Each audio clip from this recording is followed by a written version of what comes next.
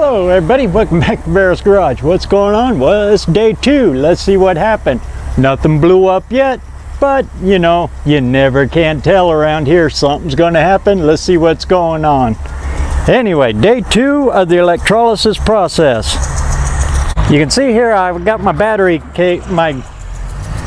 charger down here. I can tell now the amp gauge is about midway instead of way up here. So that's telling me that my anode is getting rust on it. Now, the reason I keep it down low here, in case any sparks or anything come out of it, this is lower than that point, so I know the hydrogen ain't going to get down here. And here's the plug. I put it way down here to unplug it. Again, no sparks. Be very careful doing this stuff because hydrogen, yeah, Hindenburg, kablooey, all right? So, we got that part done. Now let's come up here to the good stuff, and I'll show you in here what she looks like. You can see that's been boiling this whole time, and it's just nasty, boiled out rust that has been pouring out of there all night long. So, let's get into this and check her out, see where she's at now. Okay, disconnect it.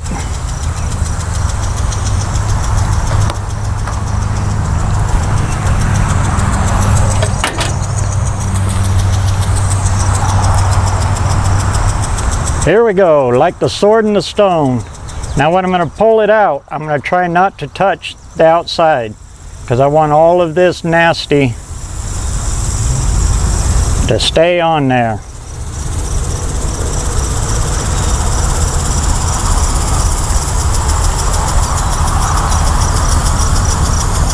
Ah, like the sword in the stone. Here you can see what it's doing to that rod. Get a close-up on there. You can see how it's just green, nasty, ultra caked on rust. So it's doing its job. How to get it off? I'll show you. On the metal end here, I'll hold on to my isolator, give it a couple thumps, and just knock all that rust off of there.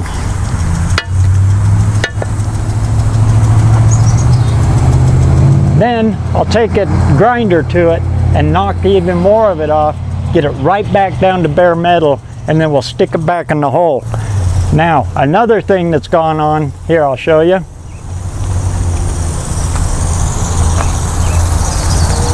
You can see down in there, my level has dropped. There's a little bit of a gap down in there. So I'll fill it back up all the way to the top with water, and again, that's to prevent any pockets from forming in there for the hydrogen to get trapped. I don't want hydrogen trapped in there. Also, when I was pulling it out, bubbles were coming up. So, you notice, I'm not smoking around this, no sparks. As you're pulling it out, don't get stupid. Some of that hydrogen gets stuck in all of that rust, and as you're pulling it, it releases it and lets it come up. Again, be very, very careful doing this because, yeah, even though hydrogen isn't harmful to the environment, in its raw form, one spark, it's very, very harmful to you. So be very careful. I can't stress it enough if you're going to try to do this because it is flammable and explosive. Anyway, so I'll get the grinder on this and we'll drop her back in and start the process all over again. Here we go.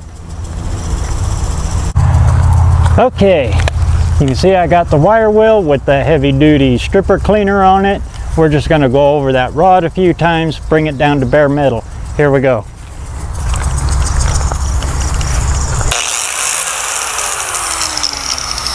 Also, you can see I moved to the end of the driveway, away from the other, you know, I don't want any sparks. Again, be careful. You've heard me say it too many times now, but seriously, don't let any sparks over there by the tank. Anyway, here we go.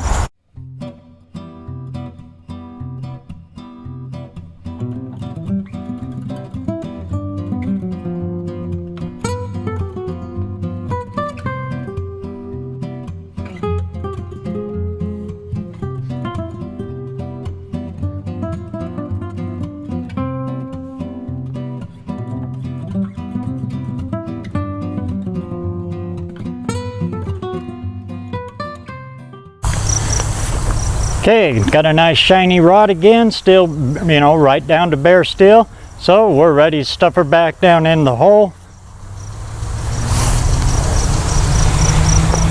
And here we go. Also, yep, I'm wearing my safety glasses. Again, I'm not our usual harker on safety, but you know, use your noodle. All right, here we go. Okay, here we go, fill it up with water. I don't want to drag the hose clear over here again.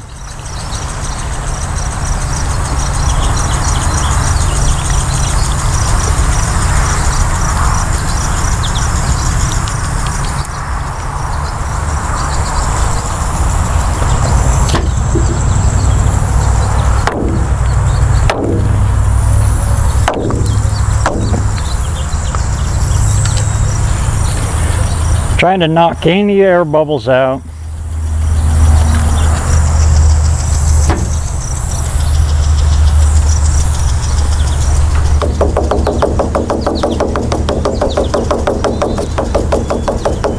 Again, this is my highest point.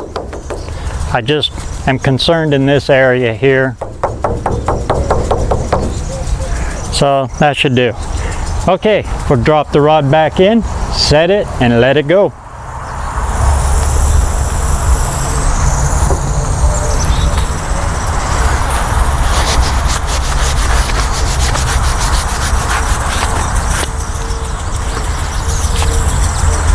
There she goes, stab her down in there.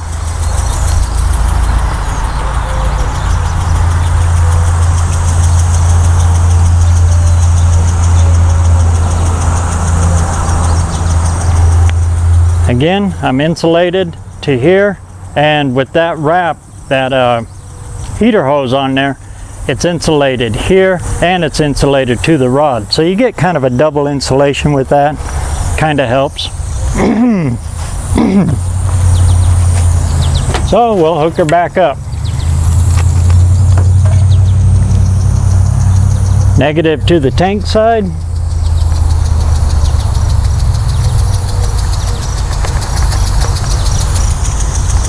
Positive to the rod side.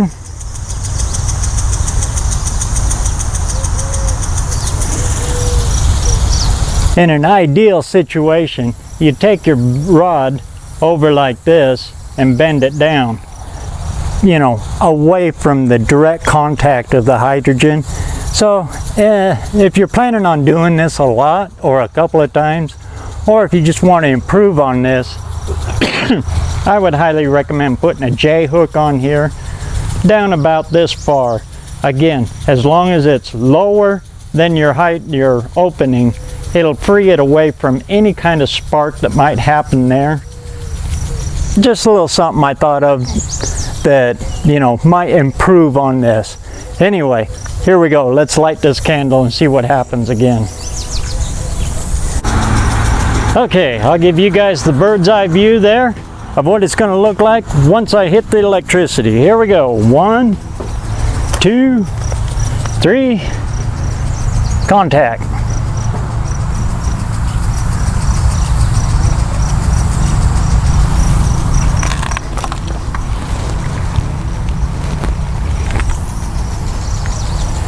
You can see how it just almost immediately goes for it and just starts doing its magic. So we will probably let that set for, oh, I don't know, a couple of, probably all day. I'll just let it sit there and boil that rust out of there again. In about 6 hours, it's about 10 o'clock right now, so about 3 o'clock I'll come out and I'll check my needle on my battery charger, and if she's maintaining at about it doesn't have amps on it, so if it's maintaining about 2 amps going in, I know that my electrode anode is plugged. And I'll take it out, repeat the process again, and I'll do it in probably after this next run, we'll pressure wash the inside out, and I'll check it to see how well it is done. Meantime,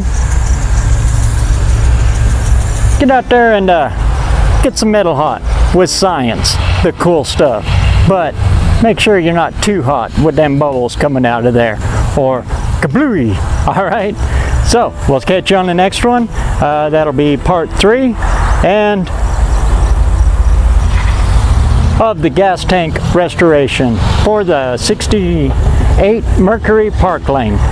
Anyway, we'll catch you on the next one. Meantime, keep that metal hot.